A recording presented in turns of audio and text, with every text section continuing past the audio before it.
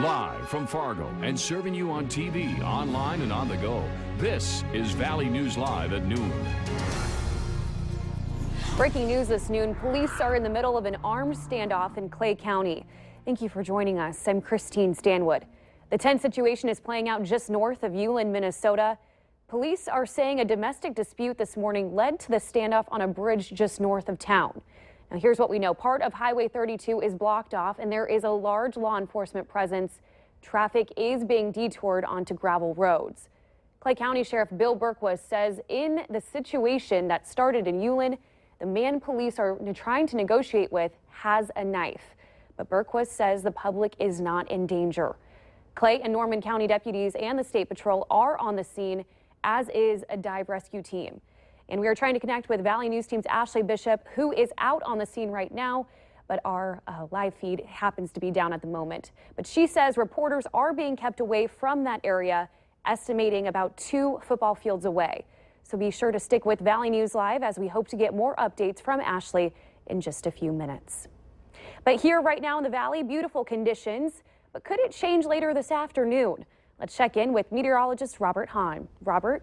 Yeah, pretty nice day out there with partly to mostly sunny skies across much of the region. But as we head through this afternoon and into this evening, the risk for some storms will be there, and some of those could be strong and perhaps severe. But right now, not too bad. Temperatures mostly in the 60s, also some low 70s. 73 degrees here in Fargo is your warm spot on the map. Winds today primarily out of the east and the southeast around 5 to 15 miles per hour with some occasional stronger gusts, but you'll certainly see some strong and gusty winds with any of those storms later on today. Right now on the satellite, we've got clouds on the increase off to our west, some brighter white clouds just to the west of our viewing area, and that's where we're starting to see those showers, the thunderstorms developing, and as we head through the day today, those will become more intense. As we head through the next couple of days today, that risk for some severe weather, temperatures warming into the mid-70s tomorrow.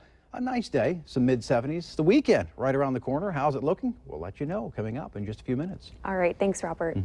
Nearly 3 decades since his kidnapping, the family of Jacob Wetterling prepares to bring their son and their brother home to rest. And after all those years of silence, Danny Heinrich has confessed to abducting and killing Jacob in 1989. Wetterling had been missing for nearly 27 years until Heinrich told authorities last week where to find his body.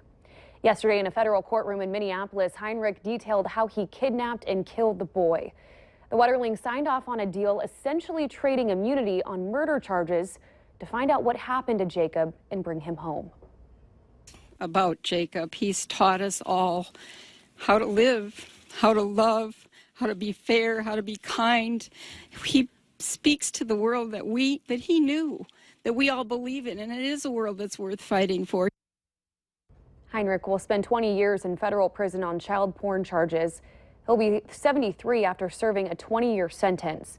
The judge says Heinrich could then be civilly committed as a sexual predator. Donald Trump and Hillary Clinton are gearing up this morning to take the same stage back to back. It's the first time they'll be at the same event at the same time. Now, heading into that event, the nominees are focusing on the military, veterans, and foreign policy. Weijia Zhang reports. Donald Trump wants to expand America's military, but he doesn't want to send soldiers to fight foreign wars. I believe in a foreign policy based on our national interests that focus on American security and regional stability. Trump and Hillary Clinton will both participate in a forum focused on veterans tonight. According to a new NBC News SurveyMonkey poll, Trump holds an almost 20-point lead over Clinton with military and veteran voters. But Clinton is more trusted with the use of nuclear weapons. He's very loose in his talk about nukes. He says he doesn't care if other countries get them. Doesn't know why they haven't been used already. Republicans continue questioning Clinton's use of a private email server while she was Secretary of State. Trump says the controversy is worse than Watergate. Our foreign enemies were in a position to hack our most sensitive national security secrets. Congressman Jason Chaffetz is also asking the U.S. Attorney in D.C. to find out why a computer specialist deleted Secretary Clinton's email archives in March after a congressional subpoena had been issued. The FBI resolved all of this. Their report answered all the questions. The findings included debunking his latest conspiracy theories. Wednesday morning, the State Department announced all but one of the 15,000 emails the FBI recently discovered had already been turned over. Weijia Zhang, CBS News, the White House. The Dallas Morning News is calling Clinton the only serious candidate in the race. It's the first time the paper has endorsed a Democrat in 75 years. One person is dead and one injured after a two-car crash at 45th Street and County Road 20, just north of Riley's Acres yesterday afternoon. Police say a 52-year-old Fargo man failed to stop at a stop sign and was hit by a car driven by a 17-year-old. Both vehicles wound up in a ditch.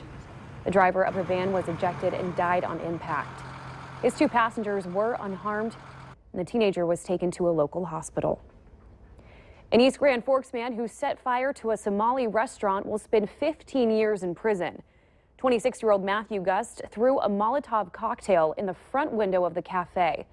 The fire and explosion caused more than $250,000 in damage.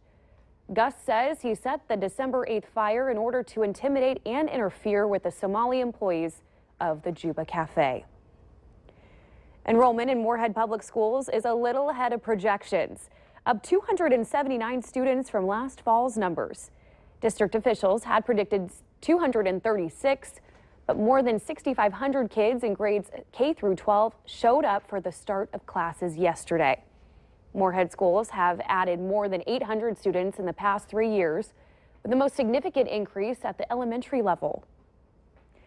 The head of the DEA is in Fargo today to talk with people about the Valley's opioid crisis. He's the keynote speaker at tonight's Arms Wide Open seminar. This one is at 6:30 at night at Fargo South High School. Veterans living in the Southern Valley are invited to a special town hall event in Wahpeton today. Officials from the Fargo VA Hospital want to hear feedback and answer your questions about VA health care and benefits. It goes from 5 to 6 at the Law Enforcement Center Community Room.